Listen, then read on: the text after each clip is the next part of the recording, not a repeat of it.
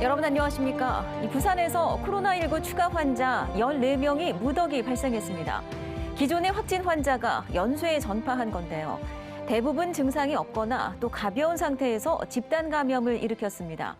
확진 환자가 다녀간 학교, 어린이집 등 전수조사 대상이 1000여 명으로 폭증했습니다. 먼저 황재실 기자입니다.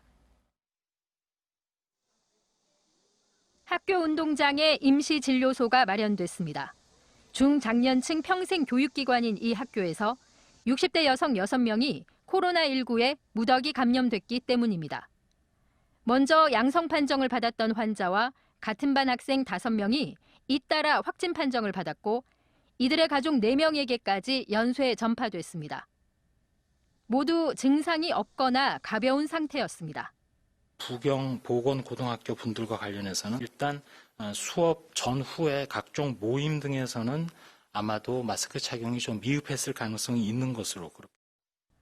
이로 인해 해당 학교와 어린이집, 또 가족이 다니는 학교 등 전수조사 대상만 1000여 명에 이릅니다. 하지만 집단 감염의 경로는 오리무중입니다. 환자 가족 가운데 1명을 최초 감염원으로 추정했지만 음성 판정이 나왔습니다. 6분의 환자 중에 최초 그 감염자가 누구인지도 불분명하고 그렇기 때문에 어디에서부터 감염이 왔는지에 대한 내용도 지금 현재는 명확하지 않습니다. 지난 3일 한국인 선장이 확진 판정을 받았던 영진호에서도 외국인 선원 4명이 연쇄에 감염됐습니다. 최초 감염원으로 추정되는 건 이 한국인 선장의 지인인데 모두 5명에게 전파됐습니다. 문제는 자가격리 기간에 전파됐을 가능성이 크다는 겁니다. 불법 행위로 5명이 감염된 셈입니다. 164번 환자는 자가격리 위반으로 생각됩니다. 그래서 이 부분은 저희가 법적 조치를 할 계획이고요. 중앙방역대책본부는 무증상 집단 감염 확산을 경고하고 있습니다. 부산에서 발생한 14명의 추가 환자 모두 증상이 없거나 가벼운 상태였습니다. MBC 뉴스 황재실입니다. 네, 이번에 코로나19 확진 환자가 집단으로 발생한 사하구 평생교육기관에서는 온라인 수업이 아닌 대면 수업이 이루어졌습니다. 코로나19가 장기화되면서 사회적 거리 두기가 느슨해지고 또 자가격리 이탈자도 속출하고 있는데요. 전문가들은 이렇게 방심할 경우 언제라도 2차 대유행이 현실화될 수 있다고 경고하고 있습니다. 이만은 기자입니다. 6개월 만에 집단 감염 사례가 나온 평생교육기관에서는 온라인 수업이 아닌 교실에서 대면 수업이 이루어졌습니다. 확진 환자 중 2명은 주소지가 각각 해운대구와 중구였는데 수업을 듣기 위해 사하구까지 이동했습니다. 17명을 A반, B반 나눠서 일주일씩 수업을 반반씩 했다고 합니다. 그래서 실제로 긴밀하게 접촉했던 분은 A반에 속했던 분들이고 6개월 전 부산의 코로나 1차 대유행에서는 교회 한 곳을 중심으로 집단 감염이 이루어졌지만 이번에는 사정이 다릅니다. 평생교육기관 확진 환자들 외에도 가족 접촉자들이 감염됐고 감천항 어선 관련 4명, 해외 입국자 1명도 추가로 확진됐습니다. 환자들의 감염 경로도, 주소지도, 나이도 각양각색. 코로나19가 전방위로 확산되는 분위기입니다. 문제는 사회적 거리 두기가 기약 없이 장기간 지속되면서 시민들의 경계심도 느슨해지고 있다는 겁니다. 알지 못하는 사이에 전파가 조금씩 있을 수 있기 때문에 이미 부산에서 지역 감염이 조금씩 보고가 이미 되고 있어서 방역 수칙이나 이런 게 안 지켜지는 장소들이 만약에 있다고 하면 그 장소들에서 계속 지역 감염이 보고될 가능성이 굉장히 높습니다. 자가격리 이탈자들도 속출하고 있습니다. 당국에 적발된 사례만 50건이 넘는데 지금도 부산 곳곳에서 3,000명 이상이 자가격리 중입니다. 전문가들은 코로나19 백신이 시판되기까지에는 상당한 시일이 걸릴 것이라며 사회적 거리 두기의 중요성을 재차 강조합니다. 방역과 그다음에 손 씻기, 마스크, 그다음 사회적 거리 두기는 백신이 나올 때까지 그리고 이제 자연스럽게 이제 집단 면역이 형성될 때까지는 절대 늦출 수가 없는 부분이라고 생각합니다. 코로나19 확진 환자 숫자가 급증하면서 접촉자들의 숫자도 대폭 늘어난 상황. 자칫 2차 대유행이 찾아오지는 않을까 부산시 방역당국이 비상체제에 들어갔습니다. MBC 뉴스 이만흥입니다. 부산체육회를 자세히 들여다보는 시간입니다. 배구 실업팀에서 감독 지시를 거둔 선수들의 훈련비가 깜깜이로 사용되고 있다는 의혹을 전해드렸었죠. 근데 사실 배구뿐 아니라 다른 종목에서도 훈련비를 엉뚱하게 썼다가 처벌받은 사례가 한두 건이 아닙니다. 부산시 체육회는 법 위반에 비리의 온상이 된 관행을 알면서도 여태 방치해왔습니다. 송광모 기자입니다. 부산시 배구 실업팀에서 일어난 훈련비 횡령 의혹 사건. 선수들이 수당으로 받는 훈련비를 감독 지시로 특정 선수의 계좌로 송금했고 이 돈 중 일부가 감독의 쌈짓 돈으로 사용됐느냐를 밝히는 게 핵심입니다. 그렇다면 이 훈련비는 어떤 성격의 돈일까? 부산시 체육회 실업팀 규정에는 식대와 교통비, 목욕비를 합해 훈련비로 규정하고 선수 개인에게 지급토록 하고 있습니다. 또 이 훈련비와 급여를 합쳐 선수들의 연봉으로 산정하도록 명확히 규정하고 있습니다. 한마디로 생계수단인 임금을 공제해온 것과 사실상 마찬가지입니다. 난 자발적으로 한 적이 단 한 번도 없어요. 노동법 전문가들은 선수들이 1년 단위로 계약해야 하는 고용 구조 속에 감독의 지시를 싫어도 따를 수밖에 없었을 것이라고 말합니다. 이 때문에 훈련비를 걷는 행위 자체도 법 위반 가능성이 충분하다고 지적합니다.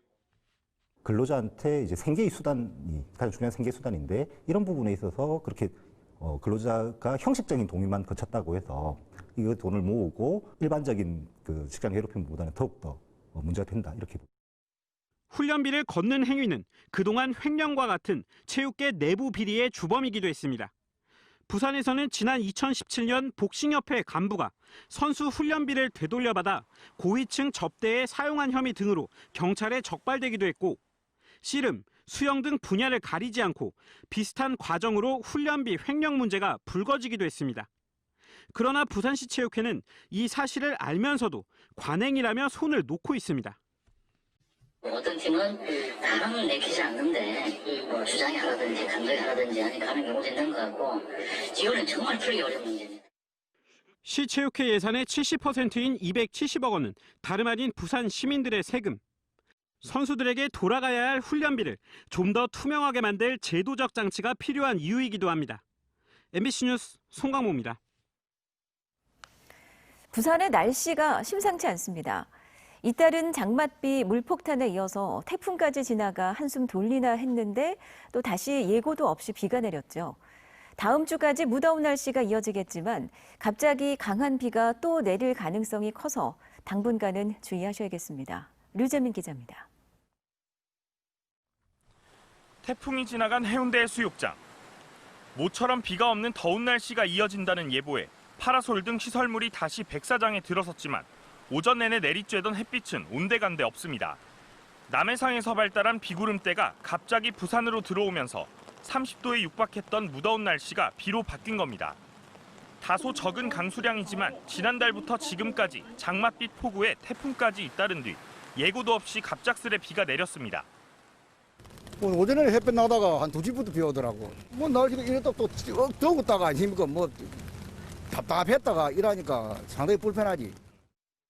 지난달엔 200mm가 넘는 장맛빛 폭우가 열흘에서 보름 간격으로 3차례나 쏟아졌고 이번 달 비가 내린 엿새 동안 벌써 300mm가 넘는 강수량을 기록하고 있습니다. 지난해 같은 달보다 2배가량 많은 수치입니다. 문제는 비가 내렸다 그친 뒤 더운 날이 이어지다 다시 비가 내리는 변덕스러운 날씨입니다. 지금 시기는 북태평양 고기압 영향으로 더운 공기가 우리나라를 덮으면서 무더운 날씨가 이어지는 시기인데요. 북쪽의 찬 공기가 우리나라에 자주 영향을 주면서 남쪽의 따뜻하고 습한 공기와 부딪혀 강한 비가 자주 내렸습니다.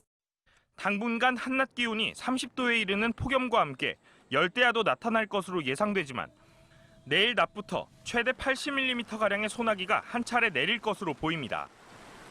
무더운 날씨 속에서도 저기압과 소나기 등의 영향으로 다시 강한 비가 내릴 가능성이 있는 것으로 기상청은 내다보고 있어 계속 주의가 필요합니다.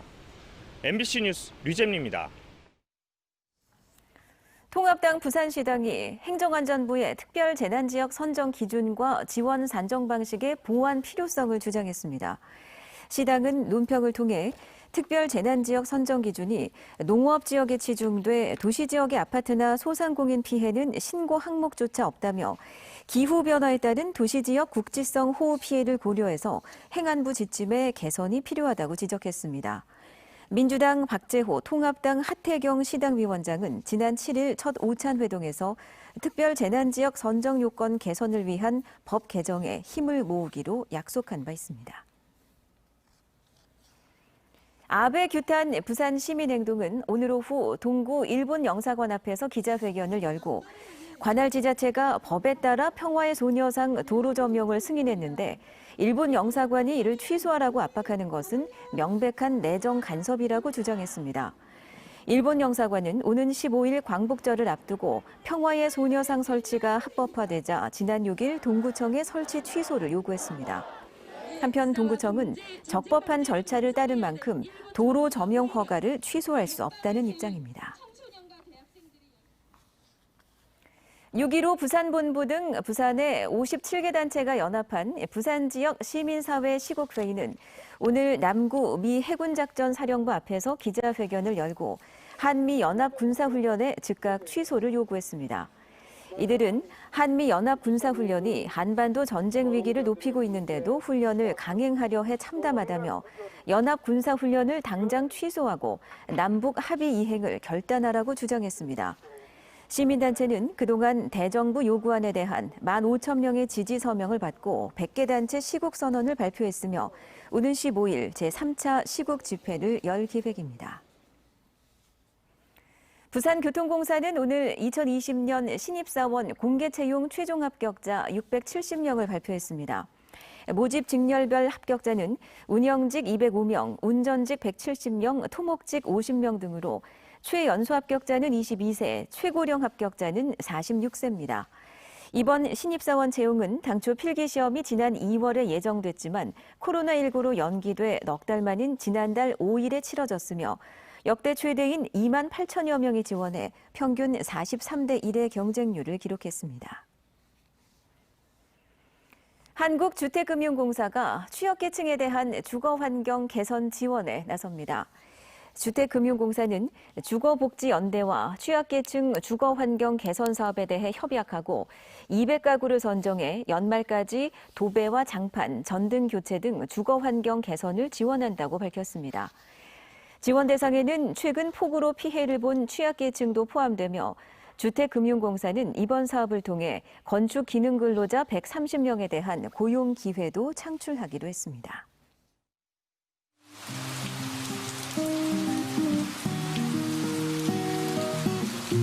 This is why I always wonder. 오늘 이 뉴스 전해드리겠습니다. 지난 주말